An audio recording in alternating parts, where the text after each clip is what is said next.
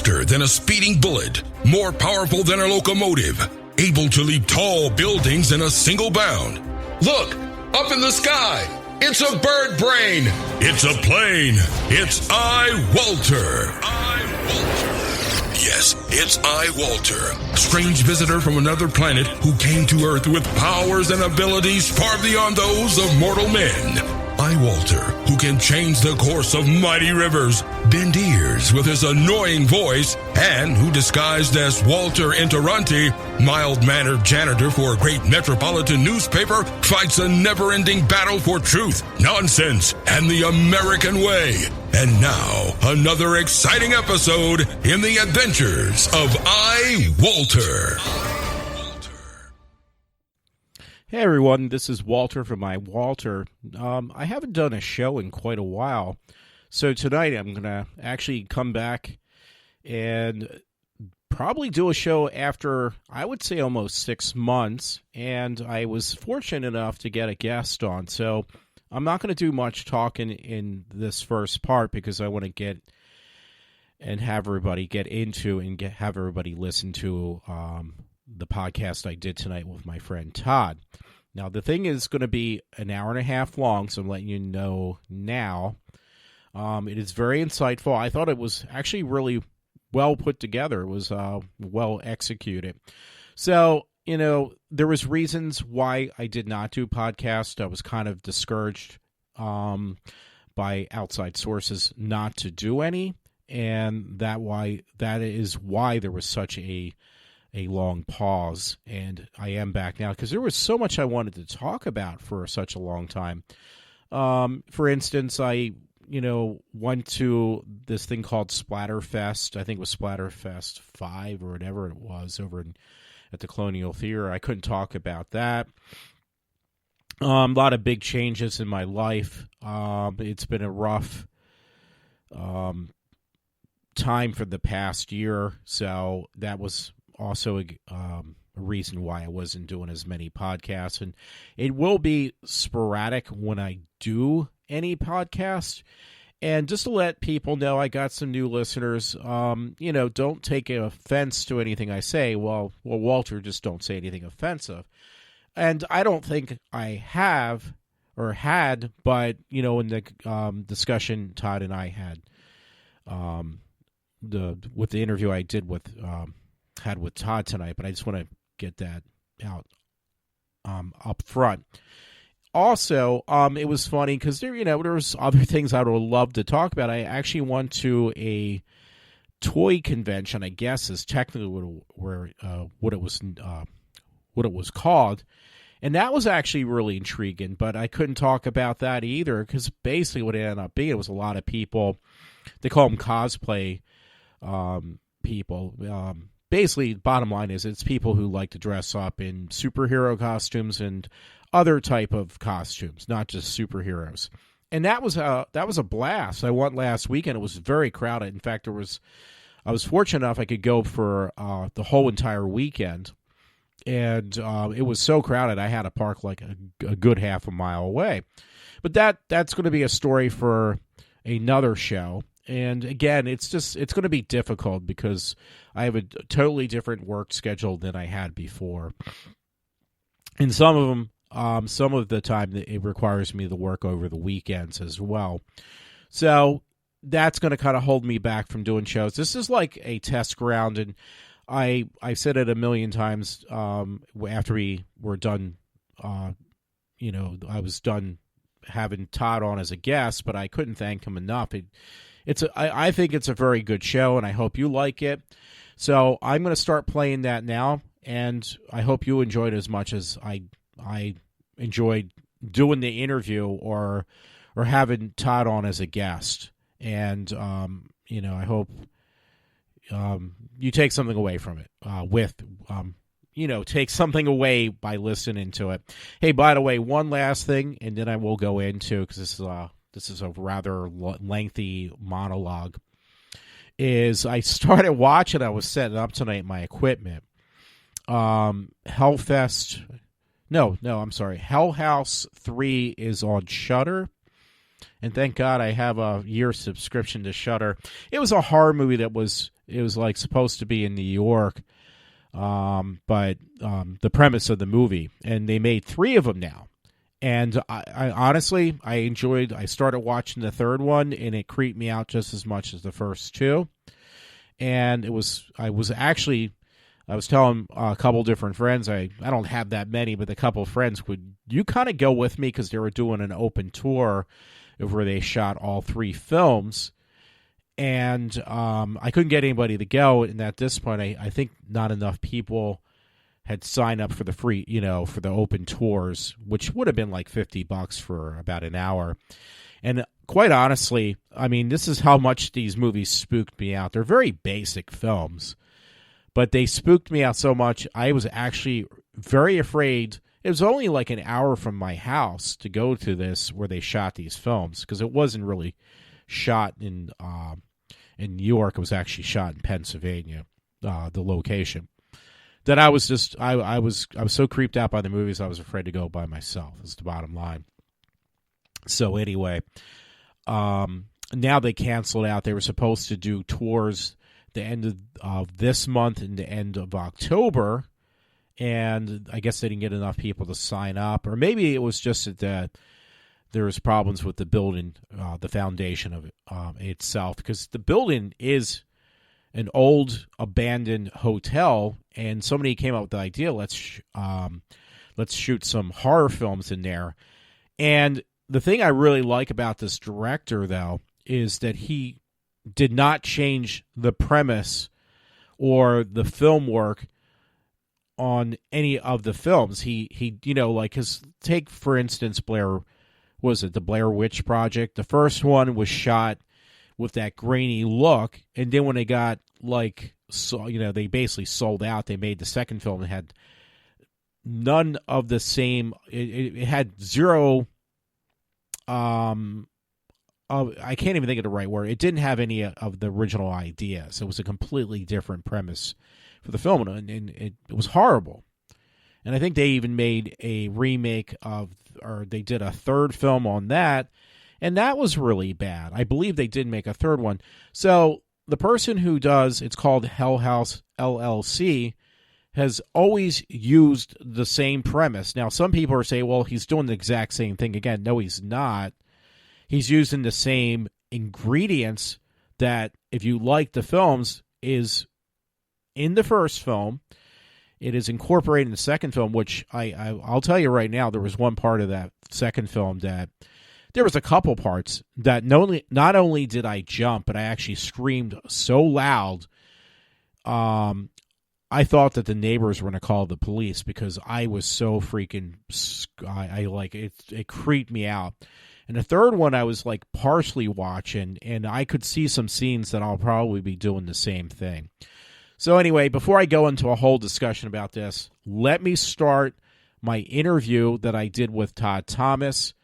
And I hope, again, that you enjoyed as much as I enjoyed doing the interview with Todd, and we had a really good discussion. It's not really an interview. It was more of a guest host. I should correct myself, which I just did. So here we go, and you won't hear back from me until I do my next podcast, and, like you are now, like besides the interview. So here we go. Hey everyone, this is Walter from iWalter. I haven't done any, I haven't made any podcast for over 6 months now, and I decided to do one, but I actually wanted to do on the topic of PA, Pennsylvania, because we've had issues, I believe, it's not proven in our statistics, that there's been a large increase of people from other states moving into PA. Now, if you look at the stats, they state differently. So a friend of mine, Todd Thomas, he's going to be my guest on this segment of the show, because I'm going to incorporate this into a normal show. Actually kind of looked at it. One of my friends said that, the stats say that Pennsylvania doesn't have a large amount of people moving in. We actually are losing a lot of people.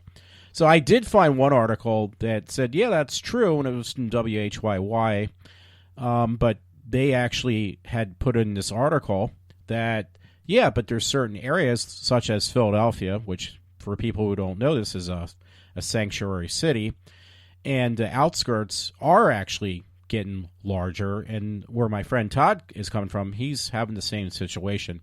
So that's why I wanted to bring him on board, because he actually kind of clarified things much better than I can, and also my other friend Matt, who kind of just looked at it in the black and white text and didn't go any further than what these stats were showing, which I'm always kind of leery about things like that, especially after they're still pushing with Kavanaugh, and I guess they wrote a book, I believe, on Kavanaugh, stating that he, trying to prove that he is a sexual pervert and that he assaulted women, which none of it's true. And if you think about it, I think Todd will agree about this too. It's going on, I think, over 2 years now that they've been trying to impeach Trump and find him that he did not win fairly. I mean, that's just ridiculous. You never had this with any other president that I know of. Anyway, I apologize for the long intro, and I will bring on now Todd Thomas. Todd, thank you for coming on the show tonight too. So for this segment. Thank you for having me. I appreciate it. Oh, yeah. You left me a couple definitely very interesting voice texts, again, clarifying that you were saying that Matt was correct on a lot of stuff, but I was also correct on some stuff, and was hoping you could kind of remember what you said, or I think you said you have some stuff aside that could kind of go into a little bit more depth about this, or at least clarify. Well, yeah. Yeah, I mean, it's kind of, anytime you talk about, one of the parts of the whole thing, one of the aspects of the whole conversation is, people mention the census. Now, census or the census, they're only done every 10 years. Excuse me. So the most recent one was 2010. I mean, there's going to be another one next year in 2020, but I mean, anytime, if you go on Wikipedia or whatever and you say, okay, what's the population of North Dakota, as an example, it's going to cite as a reference point the 2010 census, because that's the most recent one. Now, obviously, think about anything in life. You're talking about, basically 10 years ago. A lot changes in 10 years. That's, basically a century. I mean, a decade, excuse me. Yeah. So, think about that from your own perspective of whatever. When you're 5 years old, you're entering kindergarten. When you're 15, you're in high school already. So a lot can happen in 10 years.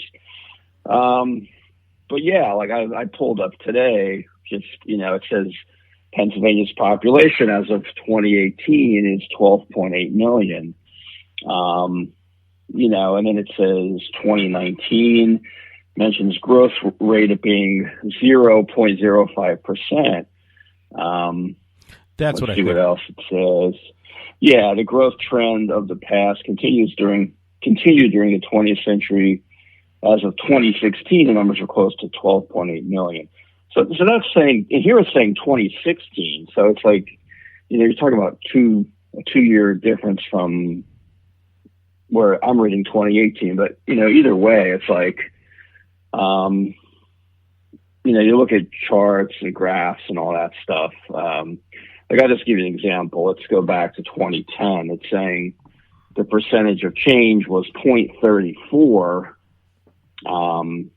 Then you get to 2015, it starts to go down. It goes down 0.3%, 2016, 0.2%.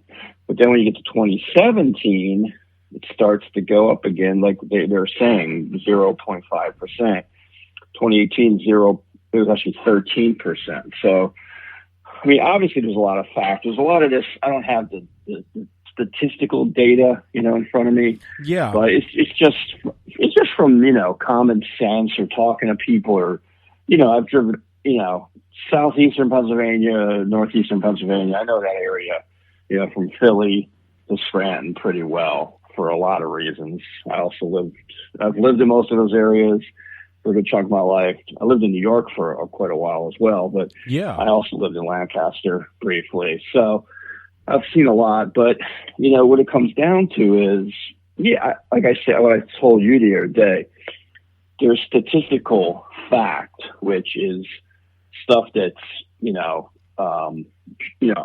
let's just say, for a better term, stuff that's on paper. Like, okay, you register your car, you get a license, you have to tell them where you live, you're paying car insurance. That's all documented information. But then obviously it's just a fact. It's been obvious for a long time now. There's a lot of people that are undocumented, for lack of a better term. God knows how many. 12 million, who knows? Upper from that probably. Yeah. In the whole country. Yeah. So, obviously, how do you determine a lot? Like, they're going to do a census next year. Like you said, Trump was trying to have a question on that census, which would have asked anyone filling it out if they were actually a citizen, something to that effect, which, of course, like you said, certain parties didn't want any part of that.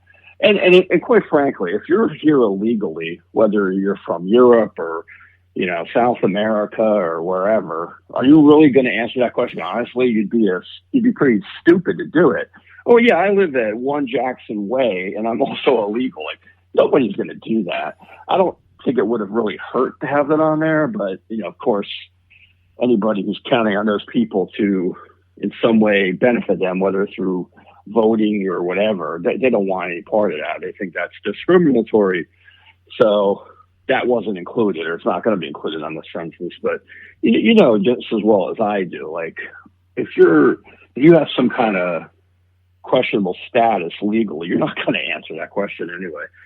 But I mean, just getting back to the main point. Yeah. I think looking at it, there's a lot of reasons. Let's just say we'll break it down into different aspects, but why would people leave? Now, there's a lot of reasons.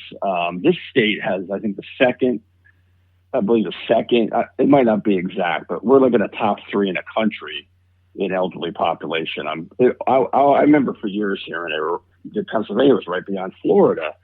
So, and baby boomers are getting closer to retirement age. So, a lot of people, I know people, I've known people in not only New York as well, but you get to a certain age, let's say you're going to retire, some people move to a warmer climate. They move down south. Now, there's a lot of reasons why people tend to gravitate toward the south part of the country, southern part of the country, because a lot of it is just, financial reasons. I was going to say that. Better taxing, less taxes, maybe like Pennsylvania, I think there's an estate tax. I don't think Florida has that. Some states don't have sales tax. A lot of states don't have property tax. That's what's crippling a lot of people in this state. So yeah, you're looking for, number one, if you retire, you're probably going to live off Social Security. So you're not making as much money, obviously. You're going to have a fixed income situation. You want to be in a situation where, okay, maybe my housing's cheaper, cost of living's cheaper, all that kind of stuff. So that's a lot of reason why people move. Now, so that would cause your population to decrease. But at the same time, what you're seeing, not just here, but I know East Coast especially, states I'm familiar with, yeah, you do have a lot of people moving in that, like I said to you, they're off the books. Yes. Okay. Yes. You've seen stories. I'm sure everybody has. You got a lot of different aspects to this. But let's just say, I know in this area, some of the areas around here, you have like a lot of people from out of town, out of state that buy up real estate and then they rent it out to people. Like it might be a house that's probably worth like $30,000. It's falling apart. And they do the minimal amount of repairs to get permits and whatnot. But let's just say it's designed to be like a 2-family house. I've heard of cases where like people are taking attics and making them into apartments and this kind of craziness.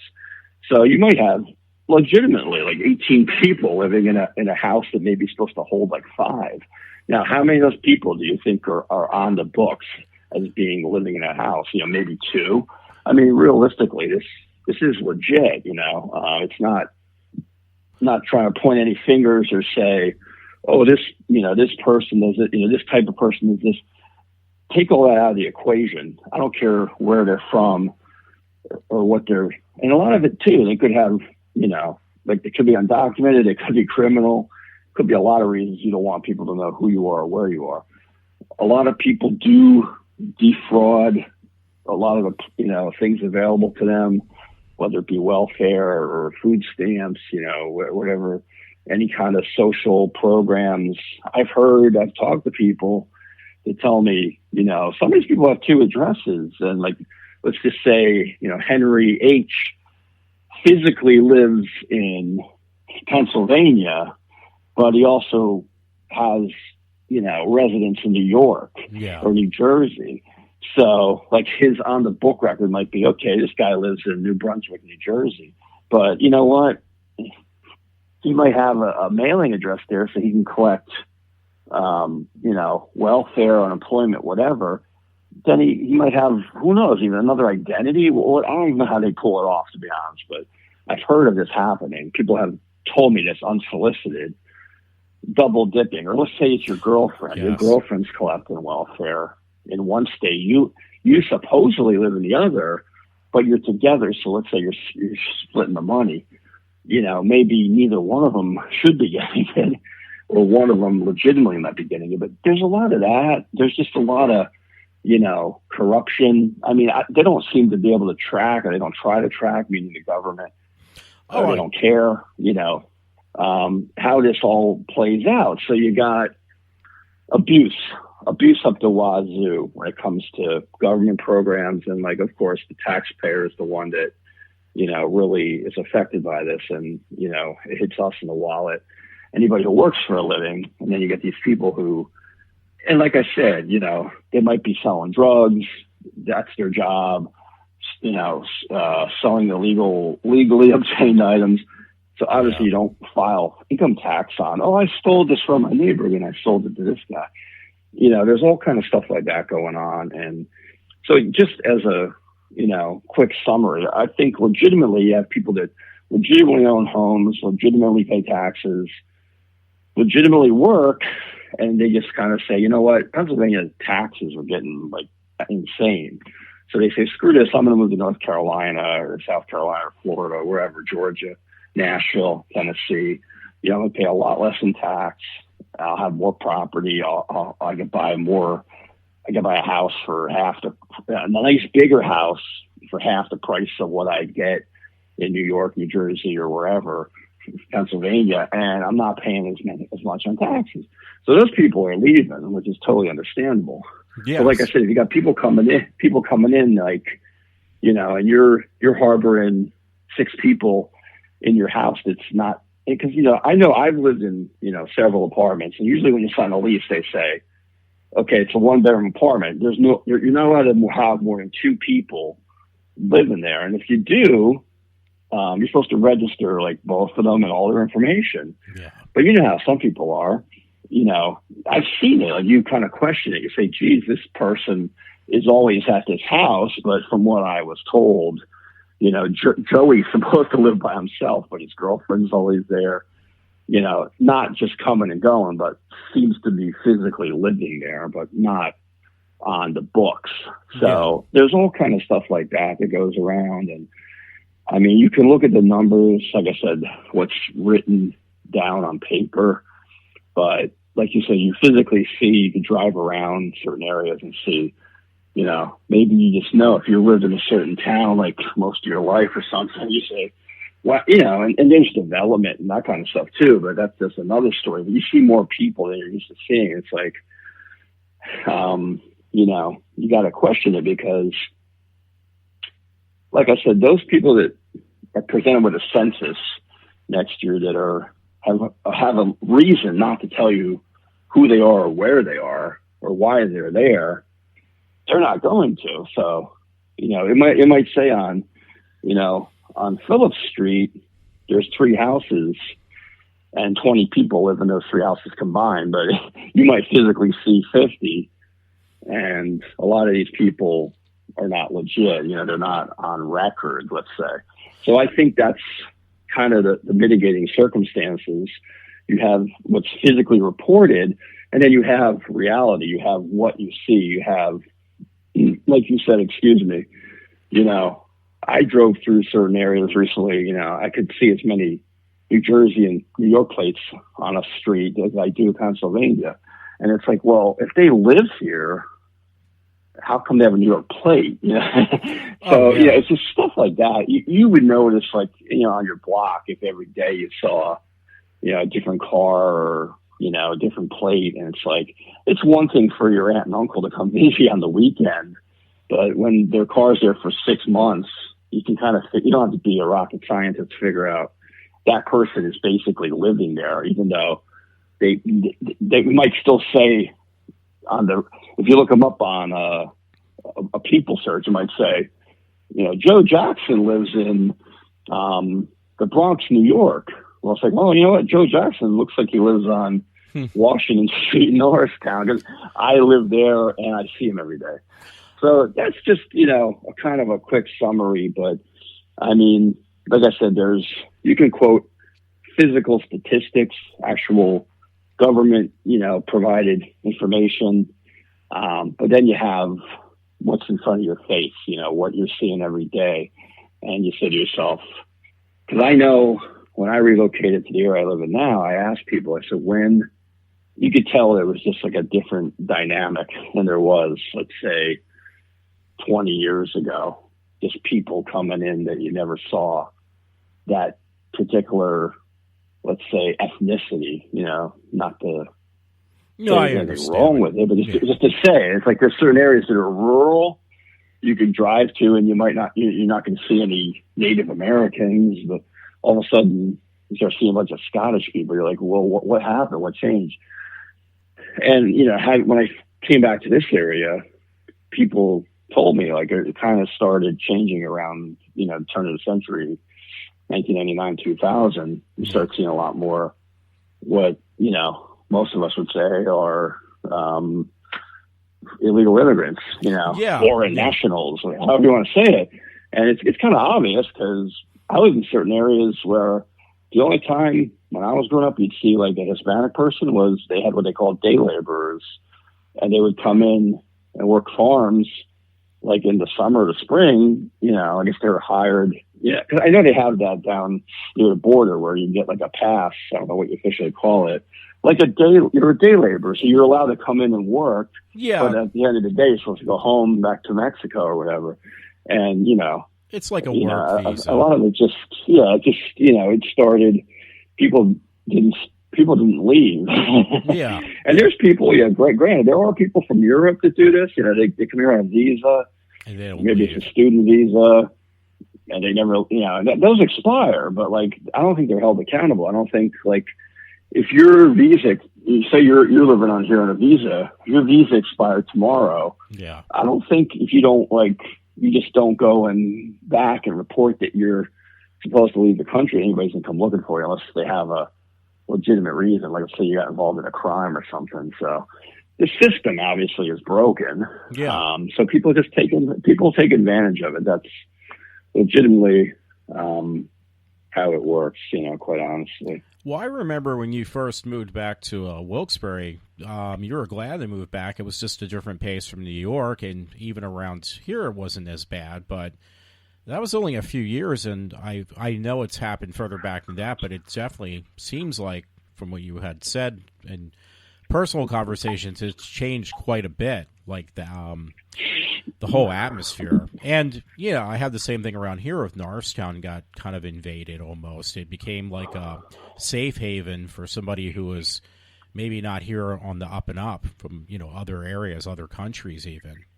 And my pet peeve is, I think it's yours too, is they refuse to learn English, and you're supposed to accommodate to their way of living, or I guess their expectations. Like, and I guess we both would agree on this. Both our grandparents both came from overseas.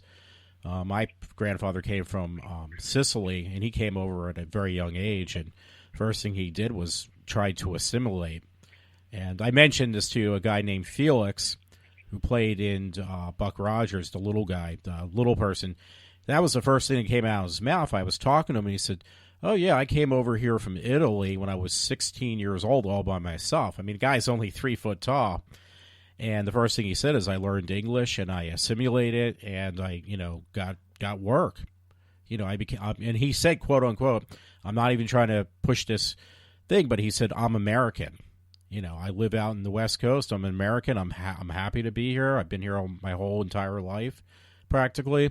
But nowadays, like, people don't want to do that. Like, they're entitled to be here because we, as Americans, mistreated them, so they are entitled to walk all over us, and that's my pet peeve.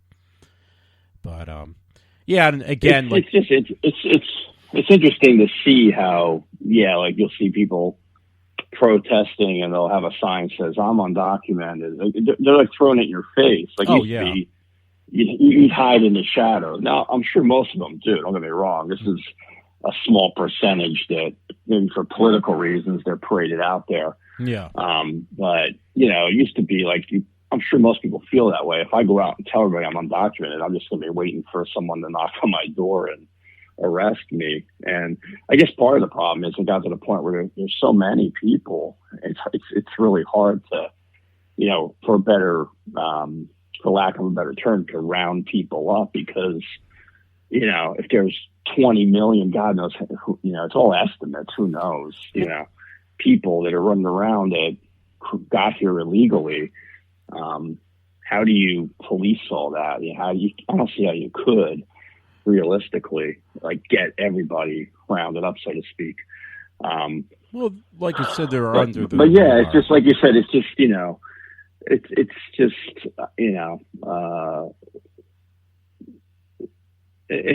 legal things play into it. There's always someone who's willing to represent somebody and try to say, "Oh, this isn't human. This is stuff that was going on long before the current administration was in power." But people seem to forget that, even though there's evidence proving it, that these conditions existed, before. And yeah, it's just, that's another topic we could probably spend 5 hours on. I know. Yeah, because it's just, it just seems like it probably wouldn't even matter if you reported certain things, because they're not going to, unless there's a crime involved, But you hear about kids being kidnapped. There was one in New Jersey the other day. Girl's like 5 years old. Yeah, that's horrible. And some guy took her, and they're out there looking for him. Like, I said, you'll probably never see that kid again. She could have crossed the border. Like, who knows? If someone doesn't have any, you don't know these people's histories. You don't know who the real names are. Like, I've heard about people getting arrested. They come over here and they murder somebody, and then they find out they have like 3 aliases. It's like, if I crossed into Mexico tomorrow, I could be a serial killer. Yeah. And if they arrest me, they don't know that, because especially if I don't have any documentation on me, or I don't speak the same language. I'm not going to help you. I'm not going to give you any information. I could tell you my name is Joe Smith, which it's true. So it's like, the more you hear about stuff like that, like, people getting pulled into like sex trafficking, supposedly, or kidnapped, and it's like, it's scary. Well, it's kind of tough to really solve that whole issue, because a lot of these people, you don't know who they are or where they're from, and they're not going to necessarily voluntarily tell you, especially if they're criminals. Well, that's the problem we've had. I think I can't prove this, but I think it's kind of what's happening in Wilkes-Barre and also around here in King of Prussia, Philadelphia area. We're getting more and more of this kind of type of people coming here. And the important thing that people need to know is the reason we have, we try to put people on the records is that we know their background. We know they have any type of disease, even, because there's stuff coming back to this country, this area, that we've conquered years ago, probably even a century ago, that certain types of viruses or other things that are killing people, because we're not immune to it any longer, because we've conquered these diseases. And again, you're bringing in dangerous people. And the other thing is just, the main topic, even what I was trying to bring up here, I guess, it was my fault. I went off subject. Is I can't really trust these statistics because even though they take a percentage of people, I think they kind of turn a blind eye that there's other factors are not taken in. Like you said, multiple people living in one home or illegal immigration taking place in Philadelphia and in Norristown, because Norristown now is, there's a joke of it's basically a different country almost. You see a Hispanic Mexican flags hanging up outside the doorways now, and things are not written in English, and generally years ago when it was like, my background, Italian and everything like that, we would put our Italian flag. We also had the American flag, and we also spoke English as well pretty fluently.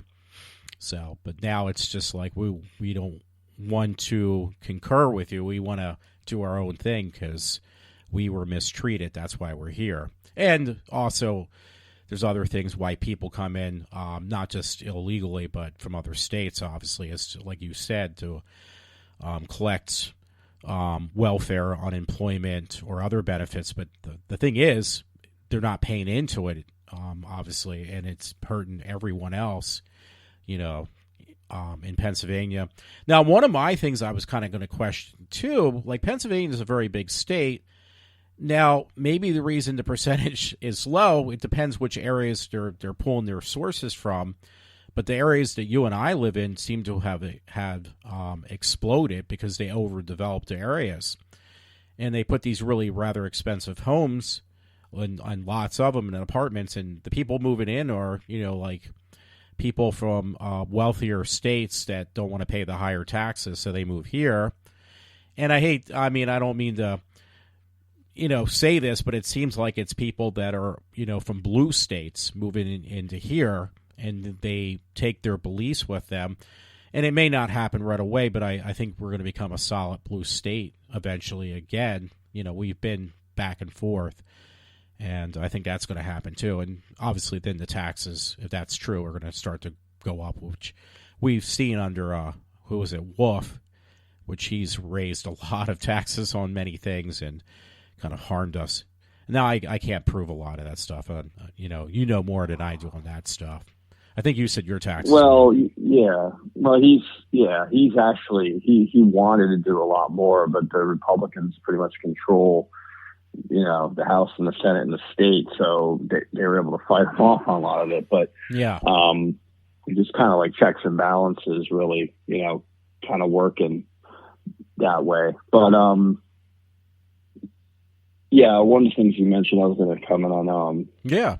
Losing my train of thought here, but yeah, it's ironic because, like you said, that if you vote a certain way and you continually vote that way, it's like if you're fleeing a state where you think the taxes are too high and the cost of living's too high, why would you go to another state and then proceed to vote in a way that you're going to cause that to happen in the same state?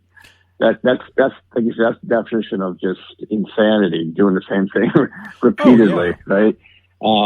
That makes no sense because, and I've seen it, I read it, I know certain people. I think of one guy in particular because he posts a lot of stuff that I find just irritating. But yeah, I know why you moved here. I know where you live. It's obvious why you moved your family here. Because New Jersey, New York, I lived in New York for almost 13 years, I think. I know what it's like. If you're making more money, you really aren't because you're paying more in taxes and the cost of living. Rent's more, everything's more, insurance, whatever. Houses, same house would probably be at least $150,000 more in New York than it would be in Pennsylvania. But depending on what part of state you're in, like you said, but I mean, why would you do that? Why, you hear that's happening like in Texas, and a lot of people from California suppose they're moving to Texas for tech jobs and such. And I was going to say that's always been a red state, but now it's a lot more split. And then it's like, then everything, if you had a good economy, you had reasonable rates and taxes, and then, you elect people who, that's what they do. They raise taxes, or like in this state, like you mentioned, the governor here. I really don't want to get into politics. But, no, I apologize. His obviously, who voted him in? Who elected the guy? Okay, a lot of unions did. Yes. Hello, union people listening. I know who you are. Yeah. But so they're beholden to those unions. Like you always hear, he wants to keep giving more money for education, which on paper that sounds great. But like they said, why would you pour money into a school? Let's say Philadelphia, certain school districts that are some of the lowest performing, school academically. Obviously, there's a discord there. Either the teaching isn't what it should be, or the students just don't know how to learn or want to learn. But if it's a broken system, why would you keep pouring more money into it? Well, I see this all the time because that's another thing that I've lived in states where you're not allowed to go on strike. I don't think you can strike in New York, and I don't think you can strike in New Jersey. Yeah. And I think that's a great thing because in Pennsylvania you can. And the thing that drives me crazy about teachers, not all of them, but a lot of them, they don't pay a red cent toward their health care. They get, and if union negotiate, they get a huge percentage raise, they get tenured, and they can't be fired. Most people, including me, any job I've ever had, it's a merit. You're judged on your merit. Yes. You get a review every year. You get a raise based on what did you do to contribute to, our success. Teacher, you could be the worst teacher in the world and just sit there and pick your nose. And if you're part of a union, you're going to get a percentage raise no matter what. Yeah.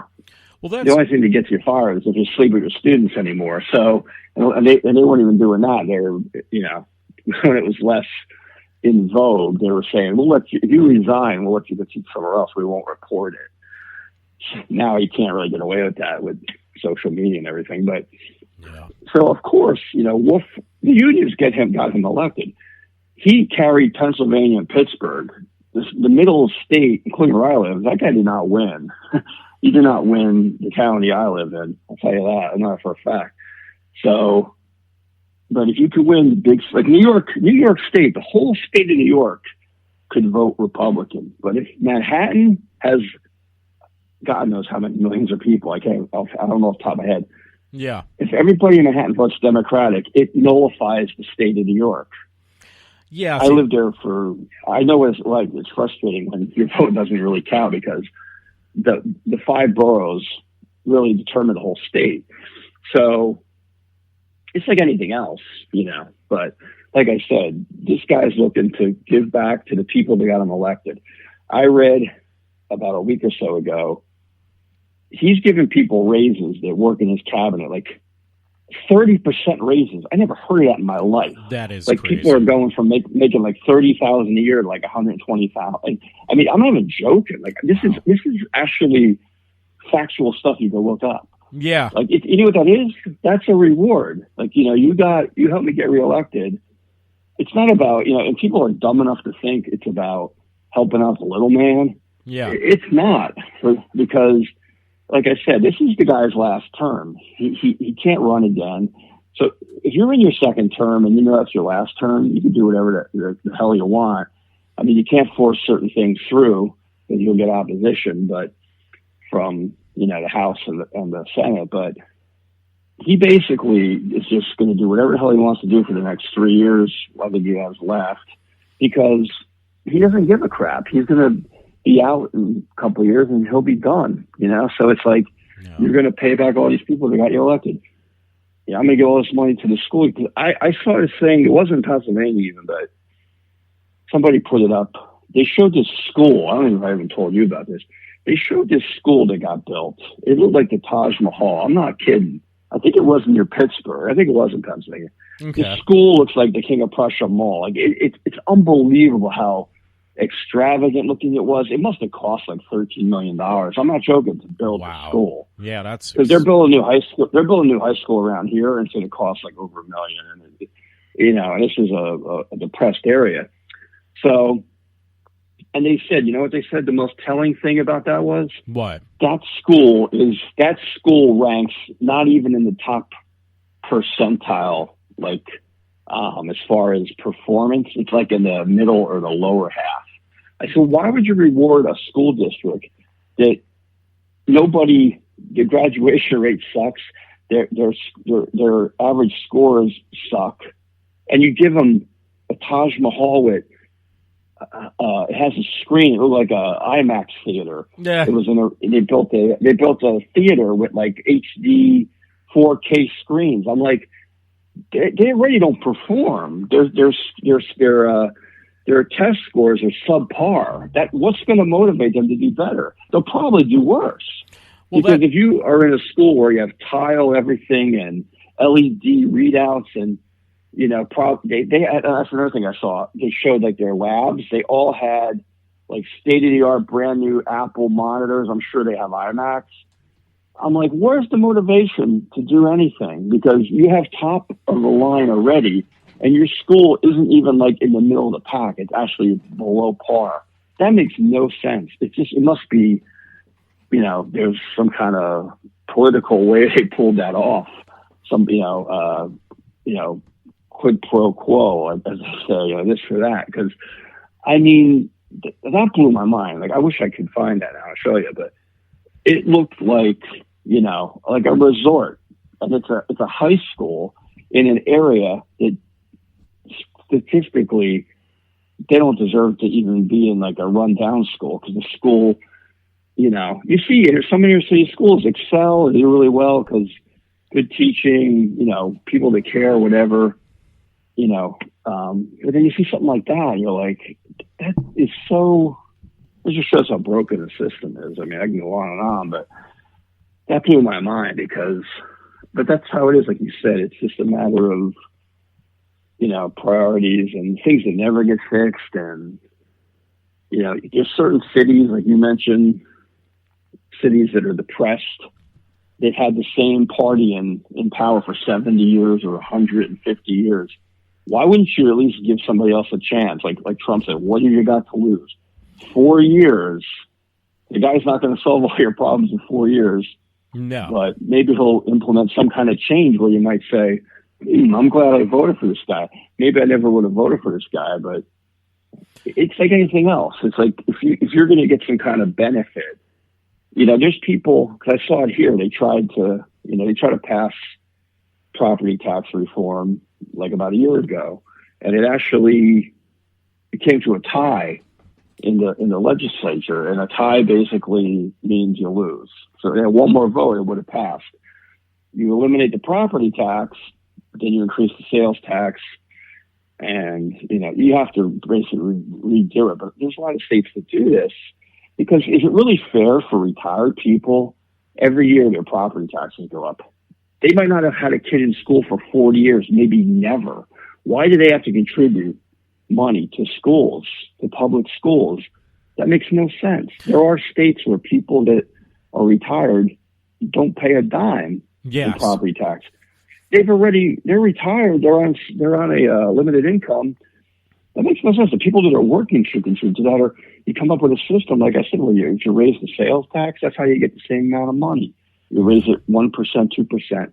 I'd rather have a higher sales tax than pay property taxes. If I don't have any kids, my parents don't, my grandparents don't. Why should you contribute if you're basically paying for someone else's kid to go to school? That makes no sense. But the special interests, they don't want to change it, because you know why? They don't want to piss off the teachers, because the teachers are the ones who blindly vote them in, because it's, they're going to do something for me. I'm afraid the other guy's not going to do something for me. And it's ironic. You're a teacher. You're supposed to develop young minds, when in reality is I'm not saying everybody, but you're concerned about keeping your job. It's a high paying job in certain areas, especially. Well, you get a guaranteed raise every contract, even if you could be the worst teacher in the world, but you got tenure, you're not going anywhere unless maybe you rape a 5-year-old kid or something. You're going to go to jail. But it's just the whole system. I know it's impossible to fix it, but I mean, that's what you're talking about, though.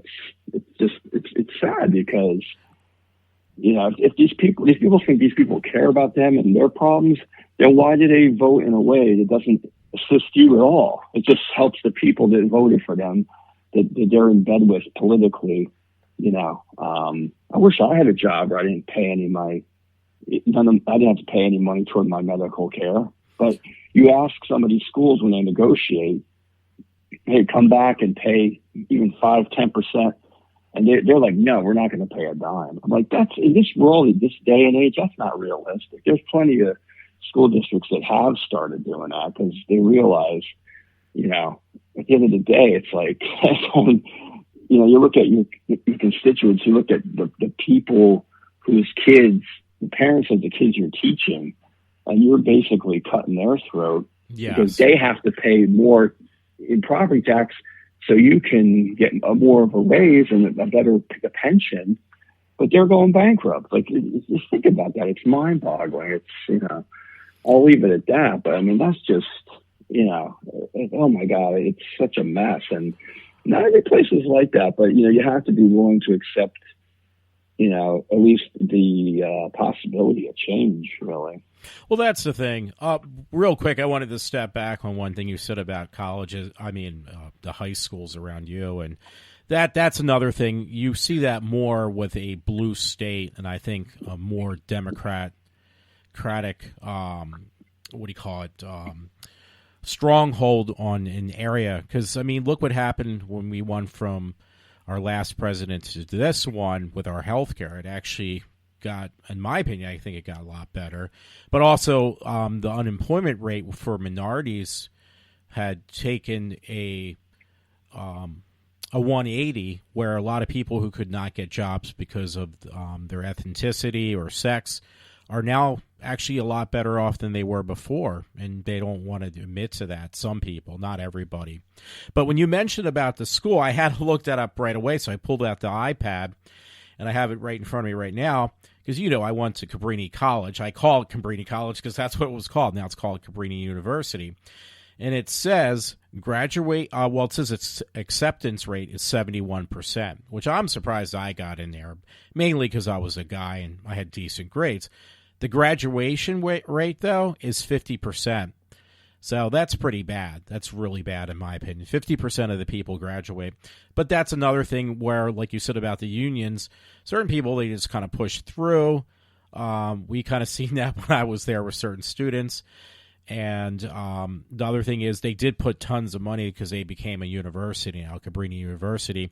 And like you said, it's all about the money. It's not about really, with the school system, you're talking about that. It's not about teaching people. It's more about making more money. How can I get more money? And that's how they do it.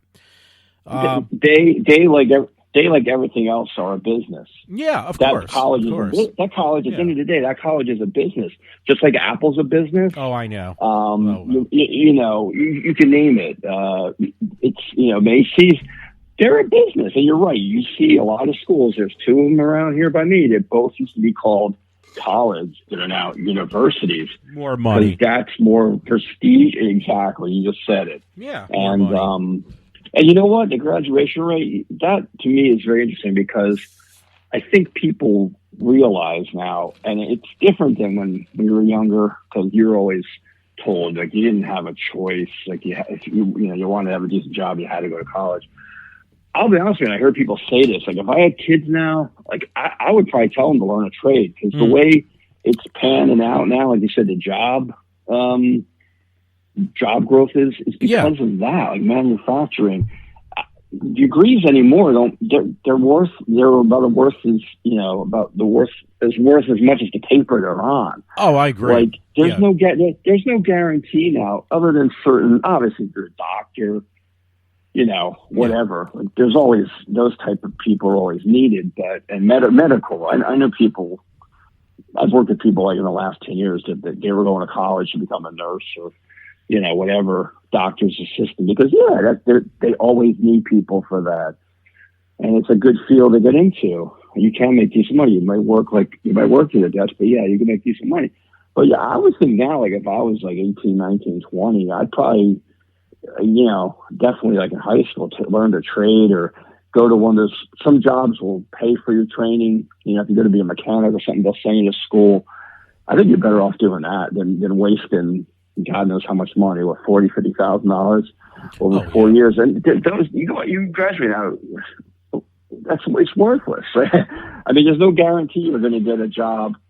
You know, you're going to go work for Goldman Sachs or something. I mean, you see more of that. I think the only way this country is kind of going in the right direction is because, like you said, there's more manufacturing jobs, and we're trying to bring that back from all that we gave away, you know, we've farmed out to Mexico and China and wherever.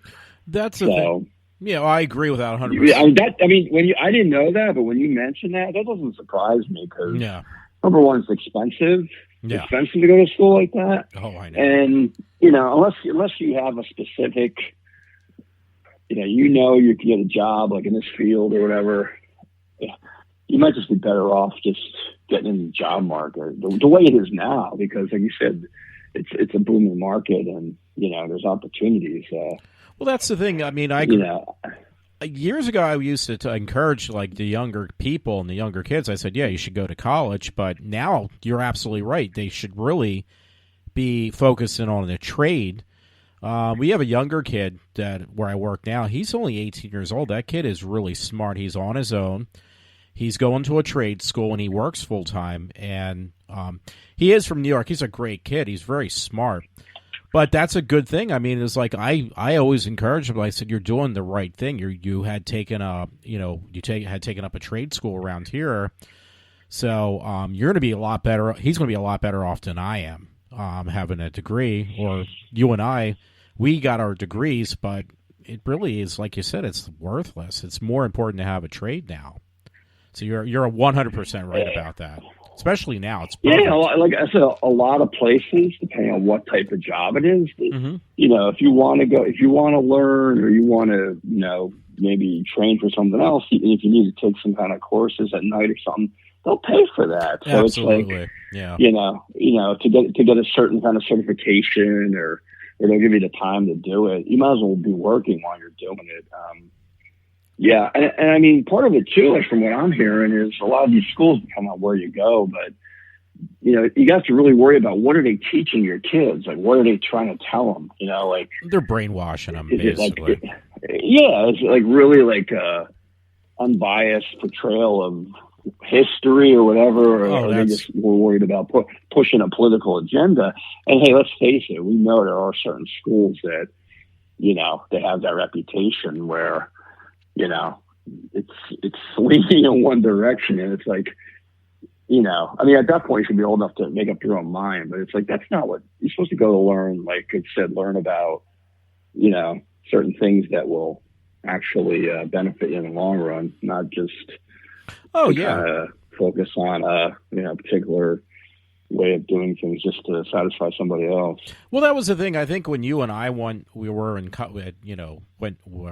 attending college, I think the professors kind of were a little bit biased, but they also let us make our own opinion too. I think anymore, like you said, high school and college is more like they just basically condition you to think one way, like, and people believe it. Like, it's horrible. I mean, but years ago, you and I would fight, I guess, teachers and professors if we disagreed with them. But now these people are just from the very early age are taught that history is wrong and American is basically destroyed. You know, they're trying to rewrite history in America about American history, and I don't know. It's just people don't try to make their own decision anymore. They just accept what they hear because they condition them at such an early age. They really don't know any better, I guess. I don't know. That was different when you and I grew up, I think. Hey, real quick on a side note. Yeah. I was going to say you should be just to wrap that up. Yeah, I mean, you should be able to make up your own determination. You can try and tell me this is that, but you know, at the end of the day, if you have any kind of intelligence, you should just make up your own determination. Oh, I agree with that. But look at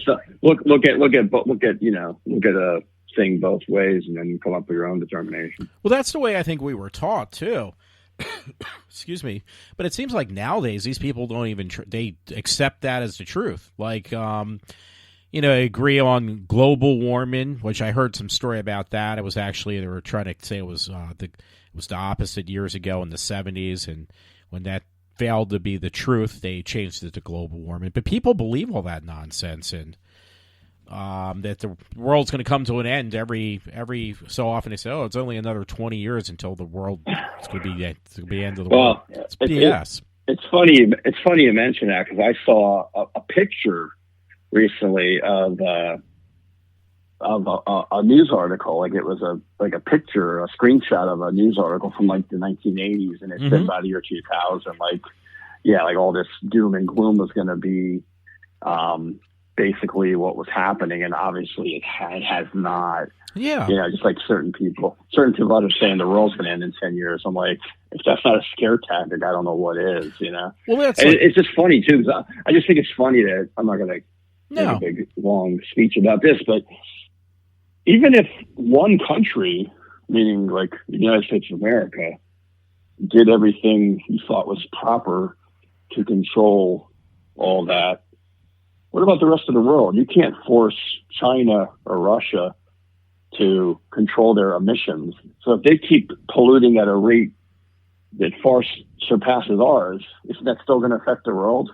Oh, you're absolutely right. Yeah, so that's why I think it's funny. Oh, we pulled out of that accord. It's like, okay, even if we did, if the rest of them, if we're, let's just say it's the other way around, we're the only one doing everything to control that. Nobody else was. No. You think we're going to save the world ourselves? Like, I mean, come on. It's just. No, because you're never going to be able to control what, like, other communist countries, socialist countries do. So you can recommend or threaten them with sanctions or whatever, but you think Iran cares? Like, if they want to release nuclear gases into the air, and we don't like it, they don't give a crap if we like it or not. So that's what I kind of consider from that perspective. I'm like, yeah, there's things maybe we should look at, but what about the rest of the world? Well, does that mean like our part of the world's going to survive, the rest of the world's going to die? Like, that's not very realistic. No, because the air we breathe is eventually going to make itself to the other side of the planet and back again. So yeah, exactly. I mean, I hate to say it too. What about, like, there's many still today developing countries, and they pollute the air much as we did back in the industrial revolution. I'm sorry about that, but yeah, there's a lot of again, they're called developing countries. They pollute the air really pretty heavily. So yeah, just us alone, like, everything's always pointing at the U.S. Like, we're the ones responsible for everything. Like, we're Atlas, like, we're holding up, like, we're physically, the United States is that man Atlas holding up the globe on his back. That's us, and it's not true. There's other countries that seem to. Well, yeah. The way I look at it, I mean, China and Russia can tell you that they're not usually even part of these groups because they don't want to be. So it's like, who goes into there and checks to make sure they're doing things the proper way? Nobody, because they don't let them into. They don't let them into their country. No. So it's like, does that mean, like, the rest of the world, like you said, is not going to be affected by what they do? It's just to me, it's just that part I find kind of like a head scratcher, because, like you said, we can't make everybody else do something, because a lot of people hate us with a passion, and they never listen to us. So that's just the way it is. Oh yeah, and that's the part. Oh yeah, no, that's what I hate even about, like, I hate that we have two parties, and like, it's like how people can't see that the blue party is the one creating a lot of havoc and damage to our belief system, our country, and everything else. It always seems like it's the conservatives doing all this damage. And one thing I want to say real quick, I want to interject this for folks who might listen now that I picked up. Me and Todd, yourself, when we talk about illegal immigration, we're not just generalizing. We're making it like specifically a certain group of people, because, I mean, me and Todd ourselves, we're technically immigrants ourselves. And there's a lot of people I work with that are great. They did everything correctly. They became U.S. citizens, And they're from other countries, and they're great folks. I don't want to like get them discouraged. Oh, you just don't like me now, too. That is not true. And in fact, mentioning that, there's a couple. Well, we're actually natural. We're natural born citizens. Well, that's we're true. born in this country. Yeah, but I mean, our not even my parents were too. I know yours were. So same with my grandparents. It's basically going back to our great grandparents in most situations that, like you said, came from the European countries or whatever. But we did it the right way. And actually, it's funny because we're talking about New York, but where did we come in at? Our ancestors, they came in at Ellis Island, they naturalized, became naturalized citizens. They did everything right. But nowadays, it doesn't seem to happen. It used to have a, from what I've heard this, you had to have a sponsor. Yeah. So you might have already, let's say your great grandparents wanted to come over here. Mm-hmm. Maybe they had a brother or sister that were here already.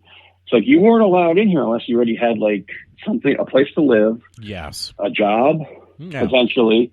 Like because a lot of people may have been working in factories. So I'm going to get my sister a job. It was the system made a lot more sense. It did. It's not like, and like you had to basically, provide things, especially documentation. Yeah.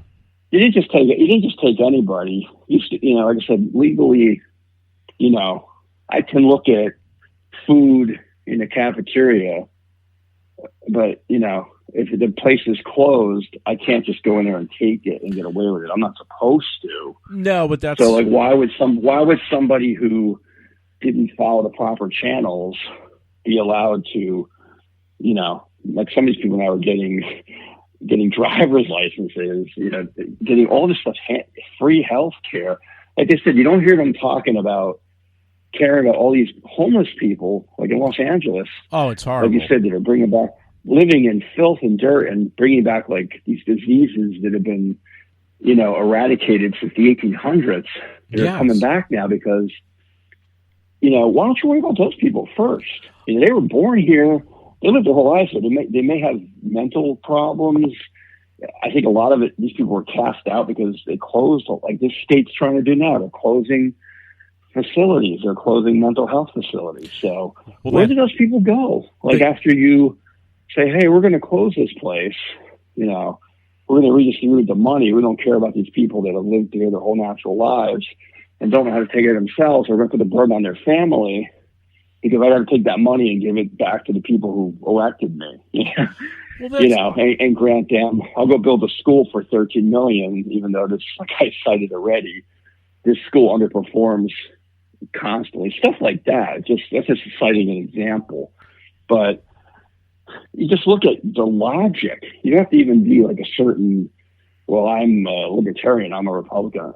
Never mind all that. It just used to be common sense. Well, that's true. You hear people now that are empowered that are saying the exact opposite of what they said 30 years ago when they were taking the other, there's video proof of it. They said they were against, this type of marriage. They were against illegal immigration. Now they're saying it's inhumane to turn these people away. I'm like, you can't take everybody. Like you look at these European countries like Italy. The guy finally said, look, you can keep coming over here in boats from, we're going to send you away. Yeah. All these other countries, but like we can't take care of all these people. Like, I'm sorry. Absolutely. Why don't you try to work? And it's always young males. Yeah. You see getting off these boats. You don't see any women. You don't see any kids. No. You see young males. Like, they're supposed to be, why aren't you working to fix your own country? Like, why, you just abandon it so you can overrun another and destroy their whole way of living. Like, it makes no sense. And I mean, it's great to help. There's certain countries that won't take anybody. I don't think China does. No, they say we take care of our own people, and then they're looked upon as, oh my God, they're the worst people in the world. It's like, no, that's common sense. You look at the people we have. Some are veterans, some are just people, like I said, that have been cast out of the mental health, set up. Why don't we take care of these people? These people have been here. These people lived here. They grew up here. They're Americans. Nothing against anybody else, but why would you not even take care of your own people first? Well, that why do you let them lay there like that and live in the conditions that, I wouldn't let an animal live in those conditions. And obviously there's some kind of disconnect there, because how did it get that bad? I guess people weren't paying attention. Yeah. You look at how nice that area is, and then you got all these encampments of homeless people. It's like, yeah, I know. Why don't we fix that first, and then you could address, people coming over here and whether or not they qualify to live here based on their ability to contribute, Well, that's what I think Trump wants to do. He wants to make sure the people coming over are going to be contributing something, not taking things away, I believe. That's the way it's just the way it always has been in the past. That's the way it should be. I mean, like I said, common sense. You don't have to even have a political spin on it. It's just like, whatever happened to common sense? Oh, that doesn't you don't exist. do this, you don't take a fork and stick your finger and stick the fork in an electrical outlet. Like, why would you tell a kid to go do that? Like, I mean, it doesn't make any sense. No, you're Everybody's right. got their own agenda. It's like, and why do you think after hundreds of years you should change the way we live, change our constitution, just give everybody everything for free? Like, where's the motivation to work? Like, well, you're right. Like I said, how do you explain to somebody who put themselves through, let's say, college and medical school, and they might owe $90,000 when they get out of school, and you're going to tell them that you're going to start giving certain types of people free college, and you're going to eliminate all their debt? Like, are you going to go back and give all those people their money back? Like, that makes no sense. Like that. Well, and how could you support anything like that? Well, how could you?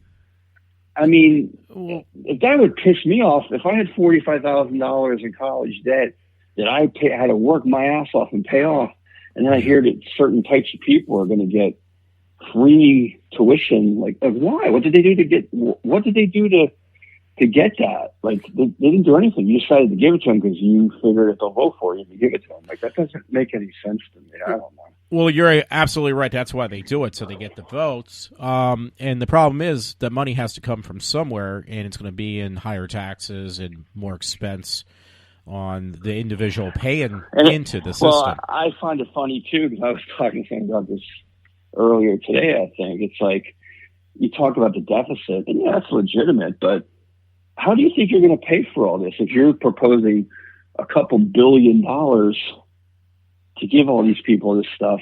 Yeah. Isn't that going to create more of a deficit? And you some of these people admit they'll tax the middle class.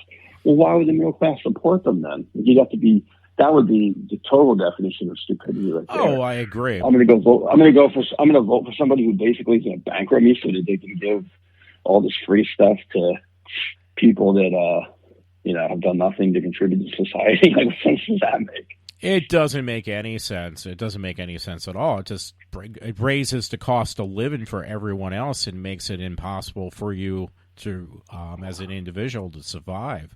Because these jobs. Yeah, I mean, it's gotta stop. There has to be a stepping off point. It can't. Oh, yeah. Be allowed to continue, because eventually you become a third world nation if you keep up that kind of mentality. Well, actually, when you were talking about free stuff, that's a definition of socialism, giving everything out for free, basically. That's the definition in my mind for socialism. And it was funny when you mentioned about, like, these hospitals, because that did happen years ago back in, I guess, early 70s with Pennhurst, obviously, and then Byberry, outskirts of Philly. They closed those places down, and those people ended up on the streets with nowhere to go. But they don't care. They didn't care about them. But all of a sudden, you got people coming in from other countries, and we should give them everything: housing, a car, and everything else they want for free. And no tax. We're not going to tax them either. What about the people that were mentally challenged that ended up on the street? Oh, we don't care about them. So it is. Because like there's one in this area, Whitehaven. He wants to close it. Wolf is trying to close it. That's horrible. And I know a woman on Facebook that her sister has been in that place her entire life. Yeah, she was born. She was oxygen deprived. She has a degree of I think they said she has the awareness of like an 11-month-old kid. See, that's a shame. That's her whole life. Yeah. I don't know how old she is. I would assume she's probably at least in her 40s, maybe even 50 at this point. And what are you going to do with her? Like, this woman probably can't afford to provide her the care she's needed. You know, she has her own family to take care of. Yeah. That's like you said. How do you do that to somebody? Like, it's not just one person, but that's one case that I know about. And that person's used to living that type of life their whole life, and then you upset the apple cart. And that just is, you know, you got to look at the programs you're cutting and say, can't you save the money somewhere else? You know what you're going to give legal people free. That's not happening. That's not happening in this state, but it is in others. You're going to give them a free education, and then you're going to cut social benefits for people that are mentally challenged. Like that makes no sense. No, it upsets me too. Yeah, I mean, it doesn't. I can't even think now because it doesn't make any sense. Why do you give something? You're reaching out trying to help others, but I know what I was going to say. My dad always said this. You've heard this before, probably too, from other people. My dad always told me charity begins at home, and that's the same thing for our country. You know, we should be thinking, like you said, about ourselves before we think about others from other areas and other countries and taking them in. Because at this point, we need to kind of focus on ourselves and get ourselves back into perspective and not look so far out and allowing other people to enter this country or just giving things away for free to anyone who really, in my opinion, doesn't deserve it. I think, you need to focus on these mental state facilities. A lot of them did shut down around here. When you were in New York, I remember it was that one that shut down, too, years ago. I can't remember the name of it. It was kind of equivalent to Penhurst. There's actually a couple of them, Yeah, and those poor people, they ended up probably on the streets. Generally, that's what happened. They become homeless or worse. I mean, but nobody seems to care about them. They're more worried about foreign affairs and things like that. They're not worried about the people in this country. And like you said, like the woman who was born almost born and raised in that kind of facility, she won't know how to fend or survive on her own. That's not good. When your mental capacity, when your mental capacity is as an 11-month-old person, you can't take care of yourself. Yeah, you're kind of like, that's almost like being, I mean, my uncle who was that, he was a vegetable, and he ended up dying because of, he was at Penhurst because of being mistreated. So that's going to be, hopefully not, that's generally what happens then. And people don't seem to see that. You know what's kind of funny? I'll cut this. It's a little over an hour now, so I'm not going to hold you up too long because I know. Yeah, actually, to be quite honest, your phone's going to die. My headset's about ready to die. So I'll round this up. I mean, I appreciate it being this long because what I'm going to do is I'll put a little bit of an intro because this is actually a whole show now. But a couple of the folks I work with at this job, they definitely remind me, they're from other countries, they are U.S. citizens now, but when they hear me bitch or complain or somebody else complain about how bad we have it, they give us, a couple of the guys give us a rude awakening. It's like, listen, I came from another country and said, I'm glad to be American, and you need to realize how good you have it here. You don't know how good you have it. And it's like... And they tell you the horror stories. I think one guy's like from Brazil or something. Oh, yeah. Yeah, and he says every day. Those people appreciate a lot more than people come over here and then everything's just handed to them. They didn't do anything to earn anything, basically. No, there's a couple people I work with now. They're very hard workers, and they almost like give you a virtual slap in the face just to remind you, listen, you don't know how good you have it. You should be proud to be in this country. And a lot of people, that's what bothers me with the ones who just get the government handouts, too. As well as me just being a big crybaby as well. But that was my soapbox moment. It's been over an hour, and we did discuss a lot of stuff. I was initially going to call this, because we started out in that direction about the blind what do you call it, on statistics, which I do believe, but I think we went into other areas of politics that actually does cover, like, the blind perspective of even probably both parties and certain parts, even our local officials. So, since your headset's going to die, I'm gonna cut this down now. I'm gonna end this now, and I'm gonna say, Todd, thank you so much for actually doing this. Unless you have anything else. Yeah. I mean, this was definitely it was worth the wait. I guess it's been over 6 months, and we actually, thanks to you, have a really good podcast I can put together, and we'll put it up for everybody to hear. Yeah. I mean, I appreciate the opportunity, and like I said, a lot of it, I just try to look at it like, everyone has a way of, basically taking issues and pointing them in their own direction or whatever. Oh yeah. But I mean, a lot of it, like I said, just a lot of things we discussed, to me, it just seems like it's common sense. And, if you take the political, bend out of it, it's just kind of looked at it like, like I said, look at just the common sense aspect of it. I know it's not easy to solve a lot of these issues. I know that for a lot of reasons, but it's just, like I said, you can't always, getting back to the original thing we were talking about, you can't always go by what's written down on a piece of paper. Like, there's statistics that are fed to you, or that are fed into, whatever channels they're fed into.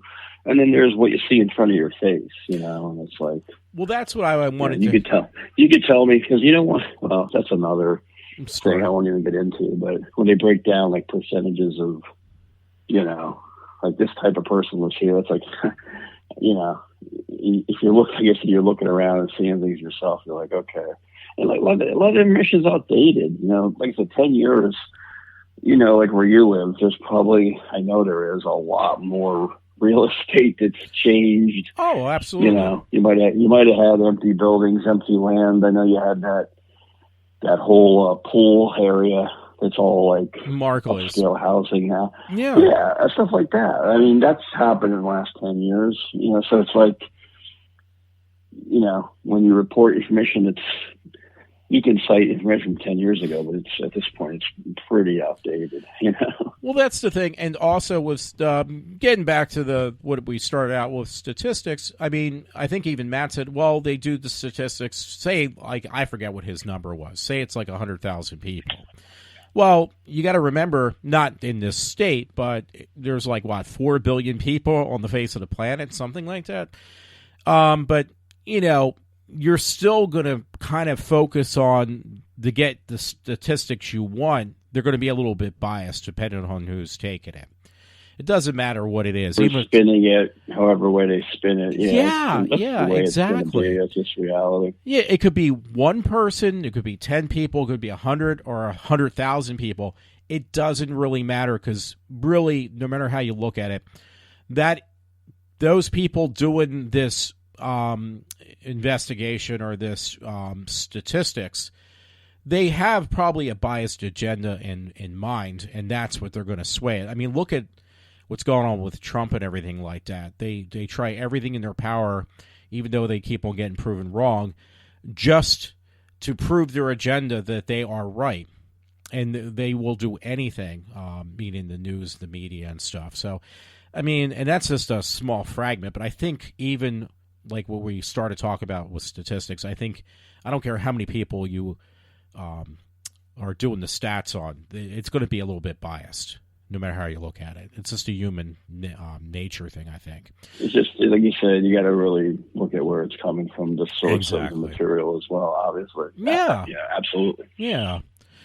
But I'm gonna round this up. It's actually a quarter, 1 hour and 15 minutes now. But yeah, so I mean, one thing I can't thank you enough, Todd, for doing this with me, because you're helping me kind of support my side, at least And now, Matt, you're going to say, when Matt listens to this, he's going to say, well, because Todd is agreeing with you. No, actually, I didn't put any words in your mouth. We do think alike, but I don't think it's just you and I. I think there's other people who also agree with the way we see things as well. And it's not just a select few.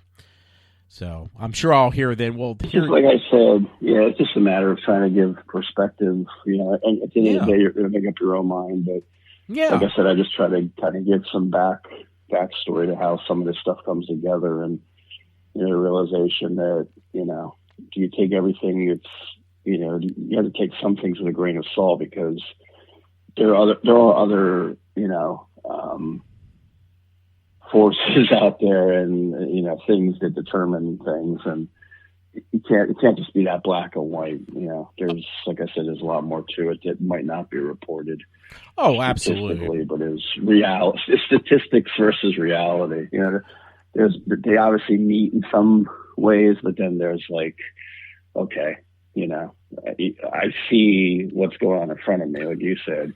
Yeah, that's what I've I want. The changes, and then it's like, well, not all that gets reported, unfortunately. Oh no, absolutely. I mean, there's that old thing. I mean, it's kind of cliche, but there's the one party side of an opinion, a perspective, the other person's side, and then in the middle is the truth. But you never really get the total truth. You either get one person's perspective or the other one person's perspective, or people. So yeah, you're right. And there's stuff I've actually seen, simple as car accidents or something like that never hit the news. And, Matt will say that's because it happens all the time. But yeah, that's true. But it's like you're saying, there's a lot of things the news just takes a blind eye to because it doesn't fit their agenda. So they're just going to ignore it. Well, yeah, it's funny you mention that because, what I've done in my local area, excuse me, is I found groups and like discussion pages, on Facebook and such social media platforms where it's basically people reporting stuff they hear on the scanners at night. Oh, yeah. And I'll be honest with you, a lot of that stuff I read, I don't see it anywhere on the local news. I'm not surprised. They're saying, this guy tried to jump off a bridge. And I understand why sometimes they don't report stuff like that because they don't want to glorify it, which I understand that. I think it makes sense. But that's just an example. That was something I read last night. And it's an area that I could have seen with my own eyes had I been passing by, but it was after I already had gotten home from work. But you're right. That there's just certain things or what I noticed lately, not even lately, like, I'd say it's becoming that way for a while now. You'll get an initial report, oh, this happened, and there's never any follow-up. So you're like, well, what happened? You heard this person caused an accident. Did they ever get charged? Did someone, what happened? You get the very minimal basic information. Yeah. But then they never come back and tell you the resolution, which I find kind of like head scratching. From like, it was big enough news to report, but then you don't tell me like, well, what happened? Like, was somebody held responsible for this situation? It's just very weird how that, I can't give you like a prime example right now, but you'll hear about like, okay, a suspicious fire. Yeah. And then you say, okay, well, what was the outcome? Was it arson? Was it electrical? And then you never hear anything. So I'm like, is someone trying to like cover something up, or is it just like they go for that quick headline that grabs people's attention, and then they don't even? I think it's people's. Everyone says now people have a little short attention span. It could like be that. People are on to the next thing. So it's like you can hear there's an earthquake in California tonight, but then if someone says, oh, somebody murdered. I'm not giving a bad example. It's like as soon as something else happens, that gets forgotten, which it just seems like that's the case anymore. It can be. I know, just as someone who finds things interesting, like really likes to know the whole story. Like, how come I never heard like what was the cause of that explosion? Or it's just weird how I noticed that happens a lot now too. Why? I think part of it is personally. it depends again if it fulfills the media's agenda, like meaning that if that individual who set that fire calls that car accident they find out that they were a conservative or a Tea Party member or they voted for Trump, then you will hear more about it. But if it's somebody who is on the left or fits some other type of category that does not fulfill their agenda, then it just they kind of drop it and let it go. That's just my guess. That's my educated guess. And I think I've heard that before. So, yeah, sometimes, like, because there was even that really bad accident you brought to my attention that happened down on Chemical Road. Now, that one actually made a little bit, the cat got out of the bag, so to speak.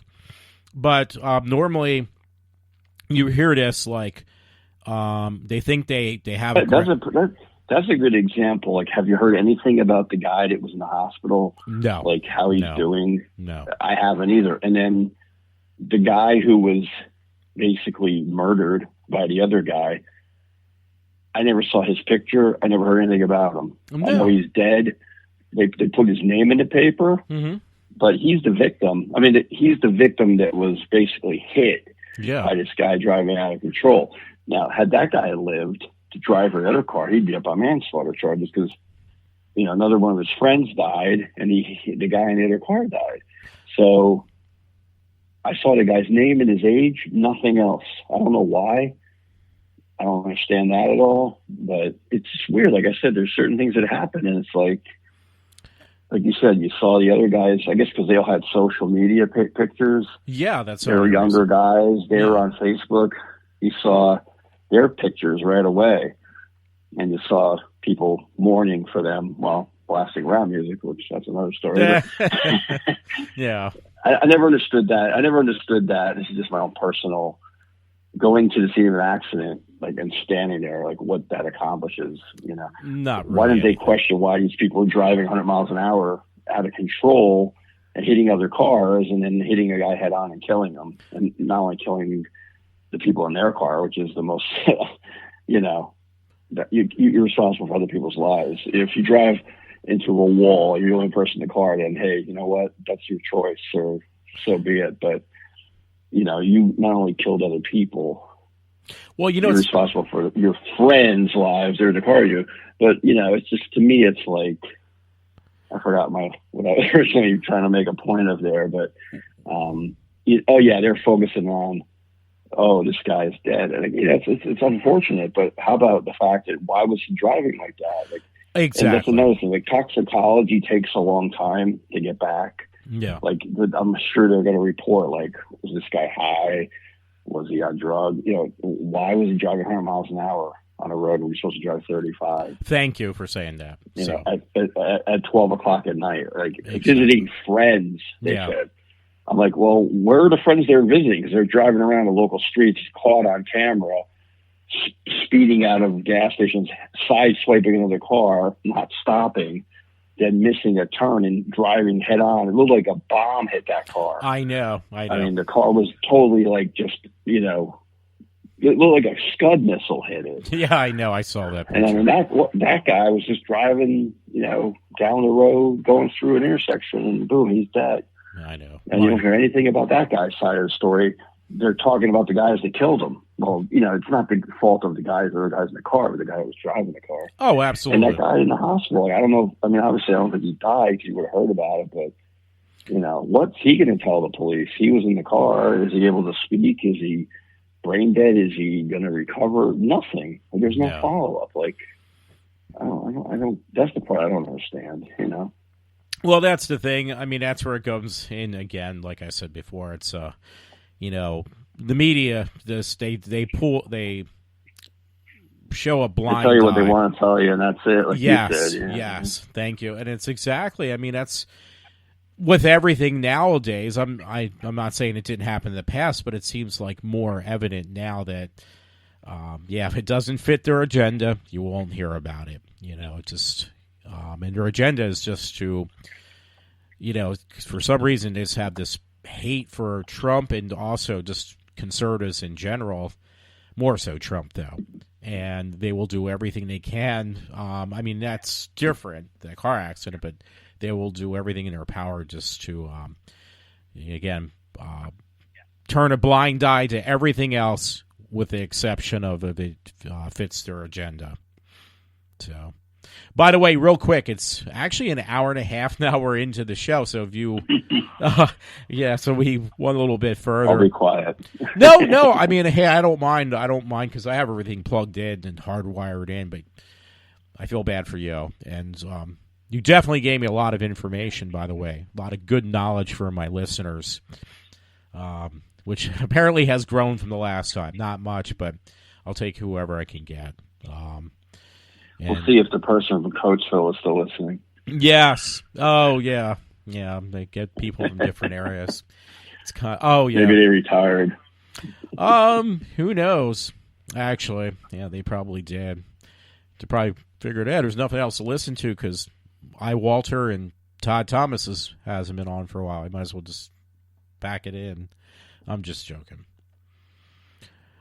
But folks, I thank you for the opportunity, and like I said, I'm just trying to kind of give a perspective. Everyone's got their perspective, and I'm not trying to push an agenda by any means, but just like I said, we're just trying to kind of look at things and kind of, wonder where common sense comes in sometimes. Oh, absolutely. And the thing is, we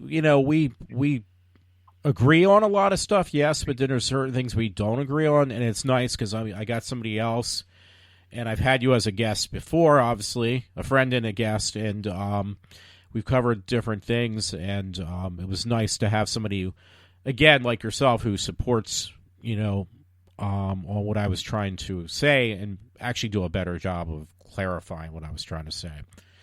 So you definitely helped me with that, too. Yeah, because a lot of times people hear me and they think it's just me. I'm glad to be of assistance. Oh, yeah. No, I mean, yeah, you definitely were, because otherwise it's just like, well, it's just Walter complaining all the time. And we didn't complain. We're just, pointing things out that you and I both see every day that, like you said, you're not going to hear it on the news. I mean, because for one reason or another, my opinion is a lot of this stuff is not fitting the left's agenda, in our local areas. I mean, you live in Wilkes-Barre and I live in Norristown. Todd Thomas, formerly from Norristown, but now you live up in Wilkes-Barre. So you definitely helped with that. Anyway, I'm going to ask you if you have anything else you want to say, because it is an hour and a half, which is great. I mean, I think I kind of, went that route already. So I'll just thank you for your opportunity, and hopefully, we'll do it again soon. No, definitely. I mean, it won't be as political as this one was. I mean, I wanted to get this out, and you definitely helped me, because sometimes we make it a lot more lighthearted and we goof off and stuff. But this time we actually, a lot of times, we kind of just cover social, like more entertainment issues, music, sports, movies, stuff we're into. Yeah, it's more lighthearted too, because there's always a lot of stuff going on. No, so we, for us, you and I, we did something a little bit different. Having you on as a guest, it was something we did different. So, Can you hear me? Yeah, I can hear you now. Oh, okay, my headset went. Okay. But yeah, I'll just jump in really quick and say, we're just basically trying to, like you said, trying to get some of this off our chests, and hopefully, not everybody's going to agree with everything you say, but maybe we'll kind of just, make people think about some stuff, and kind of, like I said, a lot of this stuff affects everybody involved, whether you're leaning in one direction or the other. Like I said, you're going to know somebody that's affected by things. And like I said, maybe just, like I said, just kind of maybe we as a nation are focusing on the wrong things. You know what I mean? Yeah. Yeah, I mean, that's the thing. That's all we're trying to point out. We're giving our opinion. and also our perspective of what we see that other people may not see, or maybe they do. I don't know. But anyway, I'm gonna wrap it up there because it's exactly 1 hour and 30 minutes. And Todd, once again, since your phone earpiece is done, I thank you so much for this. And yeah. Oh yeah, my pleasure, and thank you again. Definitely. All right. Well, folks, everyone, that was Todd Thomas. I want to thank everyone who may have listened in or will listen in. And again, I thank you, Todd, for being on the show. This is Walter from iWalter, and it's been a very long time, but I am signing off for now.